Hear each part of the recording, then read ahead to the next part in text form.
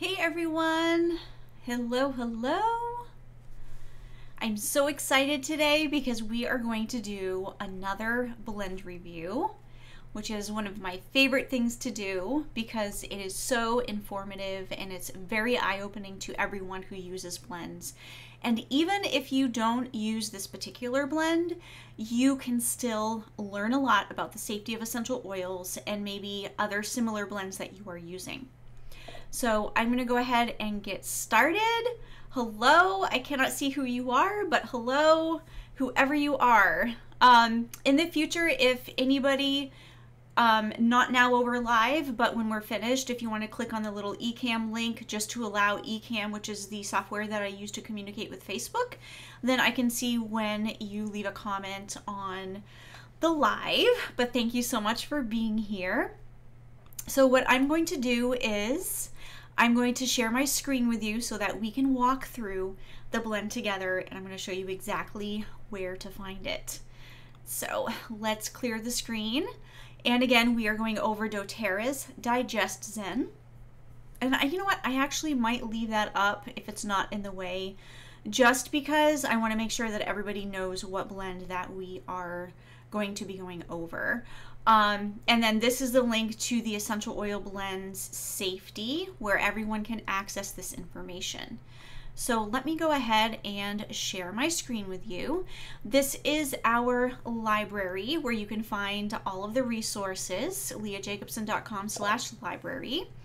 And here's where you can find the Essential Oil Blend Safety files where this information is. Oh, hey Stephanie, it's you. Of course it's you. Awesome. Good to have you here. So we are going to go through, again, doTERRA's DigestZen, and that is one of about 800 different blends that we have over here in the Essential Oil Blend Safety files. And I'm going to show it to you using our new boss. And this is using Airtable, which is an amazing platform for sorting information, filtering information, and it's just very powerful. I'm going to click on the view larger version, and I'm going to focus just on the DigestZen by doTERRA by popping that up here. So let's go through this together, and if you have any questions, go ahead and leave them in the comments below, and I will absolutely respond to those comments. I want to make sure that I zoom in for everyone, especially if you are on your phone, so that you can get a good idea for exactly what I am reading here. So this is, again, a blend by doTERRA called DigestZen, and it is a digestive blend. According to their website, this is for all your digestive support needs. I'm going to come back to the overall score because I don't want to spoil it for you, because we are going to go over several different areas of review for this blend. So we're going to come back to that. This is their link on their website so that you also can review this information and see for yourself. I actually accessed that today to make sure that was current, and the copied list of essential oils, so these are the essential oils that are in the blend, is peppermint, coriander, ginger, caraway, cardamom, fennel, and anise. And if anyone out there has a picture of the label for this blend, please let me know. Or if you have a way to access the botanical names, that would be super helpful for me, and I'll tell you why in a few moments. So the efficacy score, this is one of the scores, one of the ratings, and this is based on how effective that this blend will be based on the essential oils that are used. So for this particular blend, actually most of these are going to be helpful for digestive issues. So that is a good thing. I rated this 4 out of 5 stars. I personally would make some tweaks. I'd pull a couple out. I might add a couple in. But 4 out of 5 stars is their efficacy score. And then what I've done is, according to that link that I just showed you, I have copied a list of their usage instructions. Now, where I've added these quotes is there were 2 sections. There was a uses, which is this 1 through 5, and then there was a section just underneath it, and that is what I've coded here that they added for internal use as well as topical use and then inhalation use. So I've kind of merged those uses just so that it's explained more thoroughly what they're asking you to do. So according to them, they want you to use it one of 5 ways.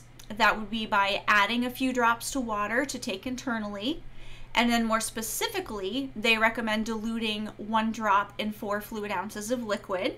So a little bit of discrepancy there. If you only read this part, you could just be adding maybe 5 or 6 drops to 8 ounces. Like you got to make sure you're thorough in reading that information. And then we have dilute. Essential oils aren't really diluted when you add them to water. I think we all learned in grade school that water and oil does not mix, but this is their copied usage instructions. And here is my explanation for that. So I'm going to go by, their comment, and then I'm going to read below what my notes are. So it is not necessary to ingest essential oils to help with digestive issues. And it's definitely not advised to consume this blend due to 2 of the safety issues or due to the safety issues of 2 or more of them. So I'm going to edit this due to the, I can't edit this because I'm in the view only mode. I'm going to go ahead and go back and edit this, but not advised to consume this blend due to the safety issues of 2 or more of them meaning the essential oils. So back up here, they are recommending to rub the stomach before flying or taking a road trip as part of a massage. And then they go on to say in the next paragraph, which I've quoted here, that you can apply 1 or 2 drops to desired area, dilute with a carrier oil to minimize any skin sensitivity. See additional precautions below, and the precautions below were generic, be careful around kids, be careful if you're pregnant. So to that, what I would say is that this sort of application can be beneficial for digestion. So if you are using the appropriate essential oils, massaging them into the abdomen can actually be effective. However, this blend has safety issues that would caution against using this blend. Yeah, sure. I'll pull it up just like that for you. And then we have the recommendation to take DigestZen internally when traveling or trying new foods to soothe occasional stomach upset. And to that, I would not recommend doing that at all. And then we have their 4th recommendation to add to water or tea to maintain a healthy gastrointestinal tract by diluting 1 drop in 4 fluid ounces of liquid. My response to that is I do not recommend this. If anybody's been in this group any length of time, you probably would guess that I do not recommend ingesting. And also, essential oils, because they can be antibacterial, can cause GI imbalance due to them being antibacterial. So I highly recommend avoiding the internal use of essential oils, and that is one of the many reasons why. And hey, Sherry! Finally, their recommendation to diffuse for a sweet, minty, calming aroma. So notice how they're definitely using very careful wording here because they're telling you to diffuse for the aroma. And again, if you've been around me any length of time, you know that I don't recommend diffusing just because you like the aroma. Like, you should have an intention. But if we were diffusing for digestive issues, which is what this blend is for, they're recommending 3 to 4 drops in the diffuser of choice. And my response to that would be that inhalation is an effective method. A personal inhaler, however, would be more effective, but this blend has safety issues, so it warrants caution. So a bit of hodgepodge on their recommendations, and while I do agree with topical application that could be beneficial, as well as inhalation that could be beneficial, I do not agree with the other 3 recommendations. So I've given 2 out of 5 stars for their usage recommendations right here. All right, so we've been over the efficacy. Now we just finished the usage, and now let's go ahead and look at the actual essential oils in this blend and see what the safety has to say about that. All right, so we have peppermint essential oil. We have coriander and ginger and caraway. we have cardamom. Now, I do not know which cardamom that they are using. I have not been able to quickly find the botanical name for this blend or for this essential oil that is in this blend. So again, if anyone has access to that information, I threw out a question in my club, and I know that there are club members that use doTERRA. I just didn't ask them quickly enough. So same thing goes with fennel. Not sure if it's bitter or sweet. The real only distinction between the two of those is one has a higher topical max than the other one. And then we have anise. And those of you who have been on a blend review with me before are looking at these colors and you're going, okay, I can kind of see where Leah's going to go with these. So again, the botanical names remain unknown at this time, and when I locate them, then I can know which cardamom and which fennel. It's really not going to change the safety of this blend, however. So we have the essential oil safety code, again, just condensed. We have these colors here, which indicate, this isn't very good here. That's okay. It does reflect the safety of these essential oils. So I'll just tell you what this is if you expand this. Peppermint, so this blue color indicates an essential oil that is safe for ages 6 and above. The purple, bright purple colors here indicate essential oils that are safe for everyone. The green color here indicates essential oils that are safe for ages 10 and above.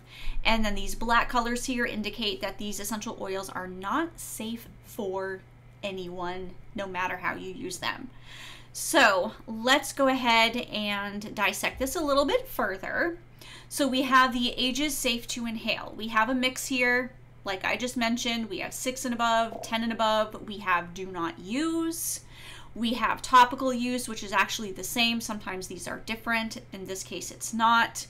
We have a mixture of yes, safe for pregnancy, no, it's not safe for pregnancy. And we have the same mix for breastfeeding and dog safe. So what we have to do in this particular situation is we have to consider the worst safety, so the most unsafe safety flags here, and that unfortunately has to reflect the safety of the whole blend. Because just because there are essential oils that are safe for everyone in the blend does not negate the fact that there are also essential oils that aren't safe for everyone included in the blend, which unfortunately taints the entire blend. So yeah, I will get to that question. That's a great question, Sherry. I will go ahead and respond to that when I'm done with this review as some hope as to what can you do now. So we do have various topical max dilutions reflected in these essential oils. So if you were to use these topically, there's kind of a mix of minimums that you would have to make sure that this blend was diluted to. So you can't just use a generic guide for diluting. You have to be very careful. And unfortunately, because we don't have the recipe, that is going to be proprietary if you ask the company, we don't know how much of these essential oils are used. So it's going to be really difficult to properly dilute this should we decide to apply this topically to our skin.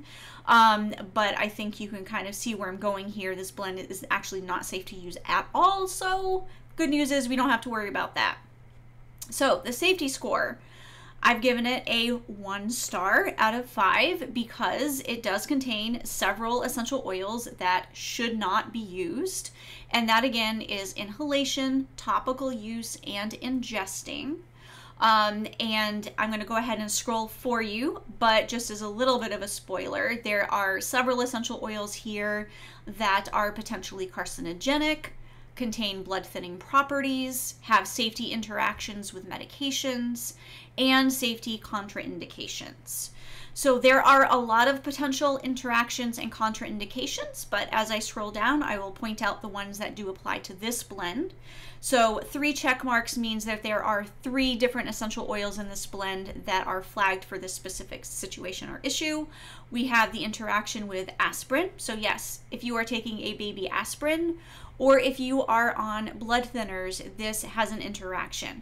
And the reason for that is because of the essential oils that are blood thinning in this blend can cause those medications to work even better, which is more blood thinning, which is actually not a good thing, right? We have 3 essential oils in the blend that have internal interactions with diabetes medication. So if you were to follow the usage recommendations to use this internally. And if you are on diabetes medication, then that is going to be an interaction for you, potentially. And then we have contraindications. So endometriosis, estrogen-dependent cancers, we have surgery, we have GERD, we have cholestasis, we have G6PD deficiency, we have cardiac fibrillation. All of those are potential contraindications if using this blend. Some of them are if using this blend internally. Some of them are if you are even inhaling or using it topically. And then we have 3 essential oils in this blend that are potentially carcinogenic. So that is definitely a good reason to stay away from those particular essential oils. So that all being said, as a little bit of review, we have a 1 star on the safety score, and that is very well laid out here as to the specifics as to why and the reflections of the safety of the individual essential oils in the blend. We have a 2 stars for the usage score, and we have 4 stars for the efficacy score. So when I go into the back end and I edit this, I'm going to actually give this a 1 star for the overall score because of the safety issues with more than 1 essential oil in this blend. So Sherry, your question, could you just make your own blend of coriander, ginger, and caraway? And the answer to that question is yes, you can absolutely create your own blend using essential oils that are safe, using essential oils that are actually effective for the digestive situation that you are in. There are certain essential oils that are safe, are really good ones to look for all types of digestive issues and overall digestive issues. And then, as you know, Sherry, because you're in the academy, sometimes there's going to be other essential oils that are a little bit tweaked and geared towards something specific like gas, rather than indigestion, rather than upset stomach. So there are a little bit of nuances for digestive issues that may steer you towards one essential oil or the other. But yes, coriander, ginger, and caraway are helpful essential oils for digestion. I would definitely recommend inhalation. You can also use topical use, especially if there's any sort of cramping involved, any sort of pain, then that would be helpful to massage in topically. But yes, absolutely, you can come up with your very own safe and effective blend for digestive issues without purchasing a blend already made for you. And this can actually be said for all the blends out there. Again, I have gone over and reviewed 800 or more. 800 are in here in the essential oil blend safety files. However, we do have, I have gone over many other blends as well for other people that have asked me. So that's where I would steer you for blend reviews. If you are, however, interested in safe and effective recipes, then I would recommend that you join our club, and you will have access to 250 different recipes for all the things that essential oils can be helpful for. They're very easy to use, easy to put together recipes with essential oils that you probably already have. I'm not asking you to purchase obscure essential oils. The very basic common essential oils that most of us should have. And very easy, like I said, easy instructions so that you can put them together and go ahead and start using essential oils safely for your family. So again, access to the club is there. You can find everything on my website, leahjacobson.com. And if you have any questions, jump right in. Now is the time for any specific questions on this blend. This live will remain here for 1 week, and then it will be inside the vault, inside of our club, where it will remain forever. So if you have a friend that needs to hear this information, is using this blend, and you want them to be informed about this blend, make sure that they are inside of this group, and you can tag them under this video so that they can watch it.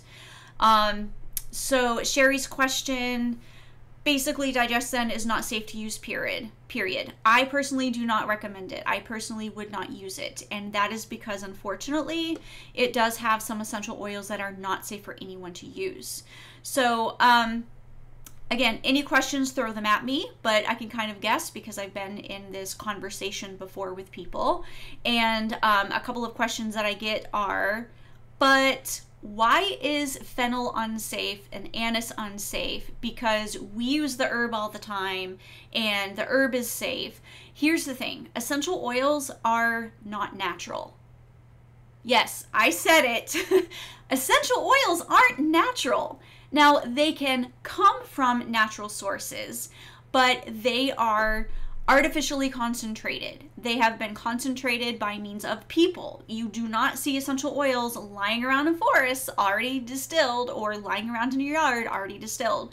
So there is some human interaction with that, and it's a good thing. It can be a very good thing to have a concentrated version of a plant that is helpful, but unfortunately, for some essential oils, that process of steam distillation can alter the result of what you're getting. So instead of getting the whole plant that has maybe anti-carcinogenic constituents as well as potentially carcinogenic constituents, unfortunately, due to molecular size, due to molecular weight, once it's distilled over, for some essential oils, you only have the potential carcinogenic constituents in there without those protective properties.